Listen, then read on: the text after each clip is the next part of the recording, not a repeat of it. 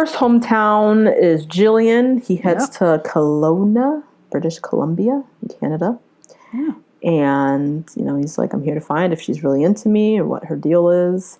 And they meet up at this, like, beautiful lake, Kelowna Lake or whatever. Yeah. Which is really nice. This is where she spends all her summers, her life. Her grandparents live here, whole thing. Big lake culture in Canada. Oh, really? A lot of people do, like, lake houses and lake things up in Canada. Nice. I really want to go. We should go. Yeah, I really want to go to Vancouver. Vancouver Island is really dope. Yeah. Yeah.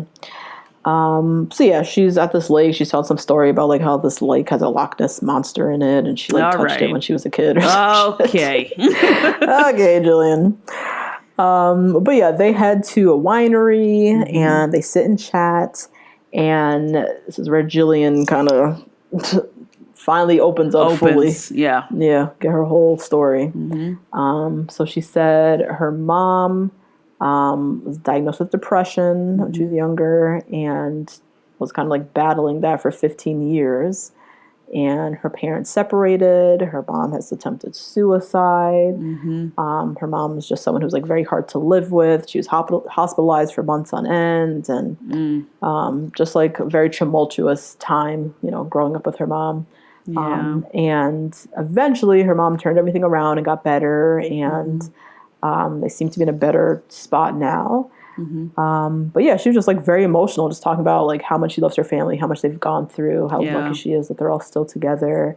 Her parents are still married, I think. They're still married. Yep. Still married, which, wow, that's a lot to go through. It sure is. So yeah, she has a lot to be thankful for, but that's kind of explains why she's a little like tougher and, guards are all the way up. Yeah. That's Jillian. And why she's so willing to take care of others before herself. This makes a lot of sense. Yeah. She's the rock. She's had to have been the rock for her dad and her mom and all kinds of people. So yeah, nice to get that little insight to her. And so yeah, they head to Jillian's family, their home, and there's a whole bunch of people standing there with a big old Canadian flag. Ready. This is a white thing. White people love their country. They love their flag. Yeah. They love their flag. And I'm Jamaican. I love the Jamaican flag. But if I'm doing a hometown, I'm not standing there with a giant Jamaican flag. Yeah. I don't understand it. I don't know any black people who rides for the American flag like that. Oh. What? I've just never seen it. Of course I've not. never seen it. It's just there's just a privilege to patriotism. Yes. That is afforded to some and definitely not to us. And definitely not. No. I've just never seen this. I was like, wow, this is... And so, same thing. I'm very patriotic. I love Jamaica, but I would never just be... It's a flag. They just love flags. Yeah. I don't understand that culture. That's something to dig into, actually. Right? Yeah. What is this flag culture? What does this mean? Girls, One Rose. Yes! What is the history of the love of flags among white people? Yeah. Yes. So anyways, he comes in, they drape the whole flag over him, the whole thing. And, they sit for dinner. Jillian's sister is gorgeous. Yes. So Her sister's everything, and it was also grilling him at dinner. Thank God. Somebody asked Jason a question. A question. It wasn't even that juicy, but it was a question. Yeah. Shit. But yeah, just asking how he feels about the whole experience and, what he's looking for and all that jazz. So Jason sits with Jillian's mom, and the mom, kind of really jokey, like pulls out this whole long list of questions.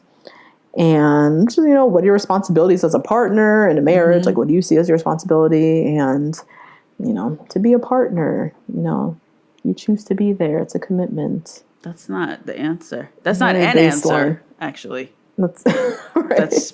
That's just a definition of what marriage is. Of what marriage is. But okay. And the mom asks him, how do you handle conflict? Good question. And good question, yes. He says he's not a fighter, and one of his best qualities is being a good listener, which is a good quality to have. It's a great quality to have. Don't know if he has in terms it. of conflict. Don't know. Yeah. Can't tell yet. Yeah. But that is a good quality to have in a partner to avoid conflict, is somebody who's not always talking but can also like shut the fuck up and listen. Yeah. Yeah. And then the mom kind of opens up about, suffering with depression and how Jillian has a lot of depth. She's had to grow up fast. And I thought Jason asked a really good question, actually. He asked the mom, how do you make a marriage last when you've had so many ups and downs? Yeah, that is a great question. Great question. Her and her husband are still married after all they've been through and dealing with mental health and hospital and attempted suicides. Like that's a lot. And she said her husband just stuck by her sometimes, not always. Yeah. Like it was rough.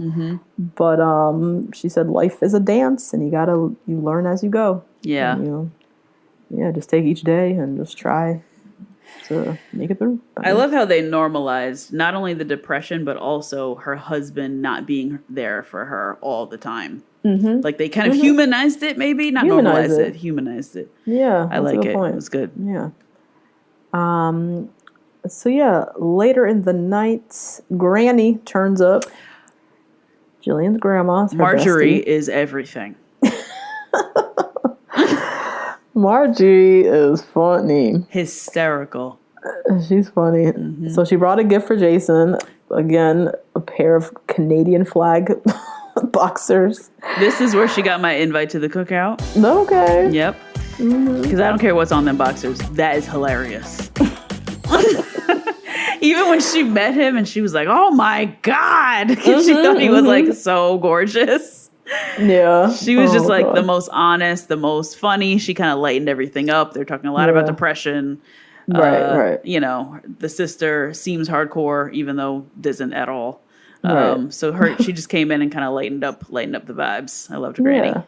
And she had wine too. And she looked like she was, in her 80s. So yeah. She came packing, came in a bottle. I don't know if you caught the moment when it was time for Jason and the grandma to say goodbye. And he like goes in for a hug and she grabs his face and kisses him on the lips. Did anyone catch that? Because it wasn't like they made a big stink about it, but if you looked, you literally saw her kind of angle his face and they kissed on the lips. Whoa. Yes, Marge. Grandma was not leaving there without tonguing Jason down and get one in. Oh, Marge. So crazy. Oh, man. But they had a great hometown. He says, I can't imagine any other hometown going this well. Next, Jason heads to Grand Rapids, Michigan. And Molly is at the country club in her golf gear. Literal worst nightmare. My God. Horrible. I hate country club vibes. Just the vibe. Ugh. It's very Get Out. Hate it. Yes, I hate it in there. Yeah. Not into it. But she got on her Argyle sweater, her like magenta polo with the collar popped. So many layers. So many layers in this hot sun. And the popped collar, I was just like, ugh, I'm done with all of this already. But they play golf, and she's saying how every Sunday her family would go golfing, and she's like, Jason looks so sexy as he golfs, and does he, girl? He looks like an absolute dweeb, if you ask me. He does look like a dweebazoid. Pants are so big, like these boot cut. Like, I don't know what kind of cut these are for them. They're like mom jeans, huge. Yeah. Right? Yeah. Ain't nothing sexy about that.